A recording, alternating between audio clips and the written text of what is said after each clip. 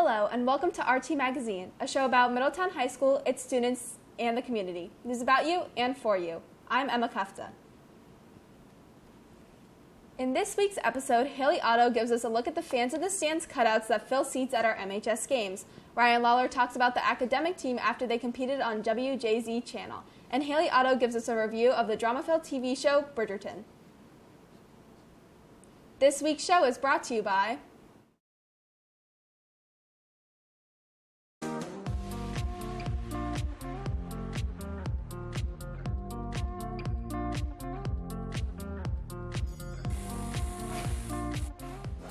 Shockley Honda, located across from Westview on Route 85.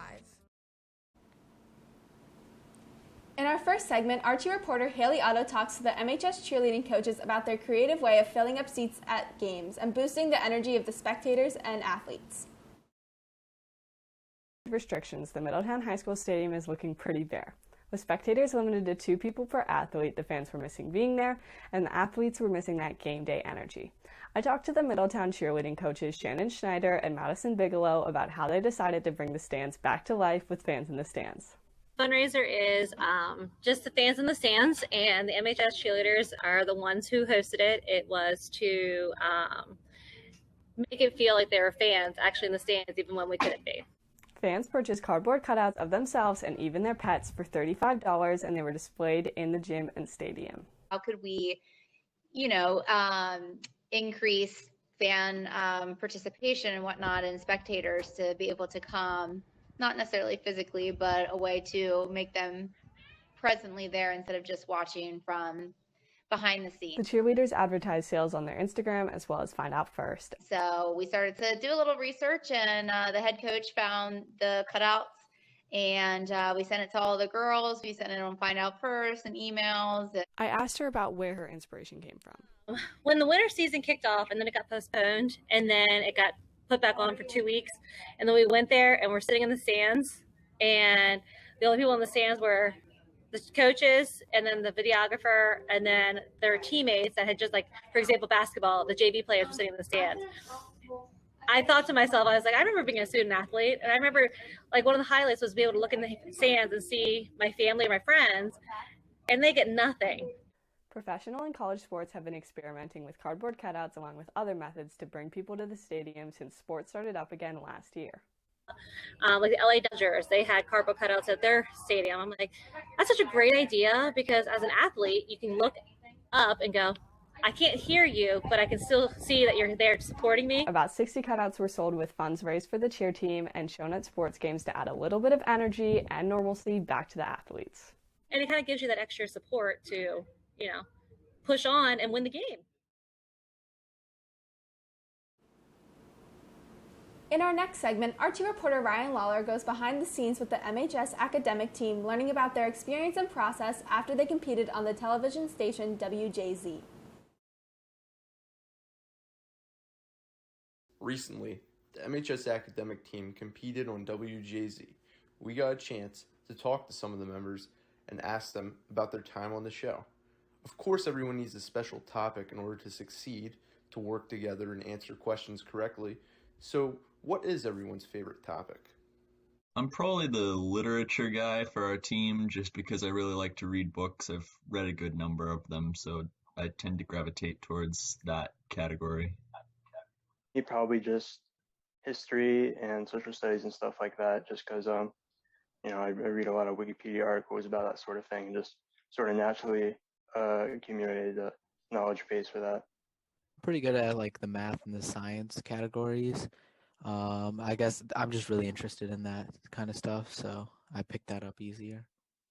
All the members had slightly different reasons as to why they joined the academic team. I've never really been a trivia person. I guess my dad was trying to get me to do this in freshman year, and then I had some friends that joined the high school academic team. So I got into that, and it was just fun trivia with your friends. And just this year, Miss Chestnut and Miss Purcell asked if I wanted to go on the show for its academic, and I said sure, and it was awesome. Yeah, I just sort of always knew like a lot of useless information. So I was just, when I found out, we had an academic team, I decided to join since like there was no other use for anything I know. So yeah. Well, I joined sophomore year after hearing about it. I guess I just wanted to do something after school and hang out with my friends. So it was it's kind of like hanging out at the Valley Grill. It's like that. So While some may see going on TV and answering tough questions as very frightening, Luke has a much more positive outlook on it. You just try not to mess it up. I mean, you just have to enjoy it. It's all for the purpose of having fun, so you can't take it too seriously or get worried about getting questions wrong or not knowing what to say. You just have to think of it as purely for the sake of having fun. For all being very proficient, some categories simply do not come as easy. Geography. I do not know anything about geography at all. Yeah. For me, it's math. I cannot do math, apparently. just like literature or pop culture, I'm really not a cultured person. Sometimes you can know too much about the fine details of a category, and if so, what might that be? A strange amount of information about Star Wars and also horror movies. Well, I know a lot about Roman emperors and other like types of monarchies, but usually it's like too specific that it doesn't really help. While the academic team does get in their good share of practice, it does take a little more than that as well. Yeah, we had the practice sessions, but I feel like with the knowledge, it's like so broad, it's so general that your entire life is sort of like a preparation for it. Yeah. So, you just like sort of have a lifestyle of like accumulating knowledge, and you like sort of inadvertently prepare for it when you get invited to do something like this. Lastly, some of the members give parting words as to how those who are aspiring to try trivia can try it out for themselves. Just find something that really interests you and use that to your advantage. I mean, that's what's so fun about academic team is that you, as Christian said earlier, you can take stuff that you just know a lot about and have fun with your friends showing what you know. Yeah, a lot of it is just inadvertently having a good memory and then just looking at as much information as you can. So like Wikipedia is a pretty good general source that doesn't go to specifics. So you can just skim that, and that's a pretty good start. Find what you are interested in and learn more about it, and then use what you learn from one thing to add on to another. It's Academic, brought to you by Giant. New things are happening at Giant.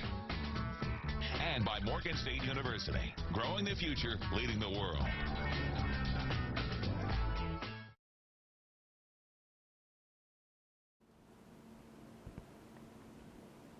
In our last segment, Archie reporter Hallie Otto dives into the world of drama and romance as she reviews the popular Netflix show, Bridgerton. Have you ever wondered what it would be like to be a prince or princess? Netflix's new drama Bridgerton takes you in a time machine to 19th century London where you can practically be one.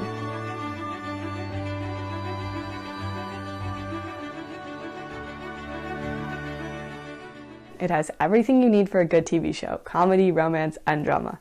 Lots of drama. It leaves me on the edge of my seat with every single episode, making it a great show for you to binge watch while you're stuck at home.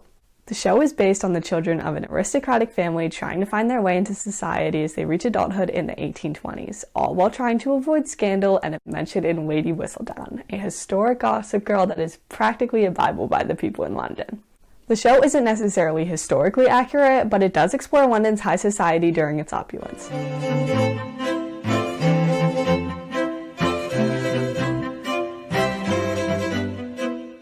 In just 8 episodes, it brings you through many friendships and relationships, some private and some public. I don't want to share too much, but my favorite part were the ups and downs of the relationship between Duke Hastings and Daphne Bridgerton. It is you I cannot sacrifice. I burn for you. At At the beginning, it's a little bit confusing getting to know all the characters, but you get the hang of it as you grow to love them. Overall, one of my favorite shows so far, and if you love drama and scandal, it will be yours too. That's it for this episode of RT Magazine, part of the Roundtable's multimedia experience. Thanks for watching. You can find our episodes on mhsroundtable.com, or you can download our app, Student News Source, for access to our articles, videos, and podcasts. Have a great week.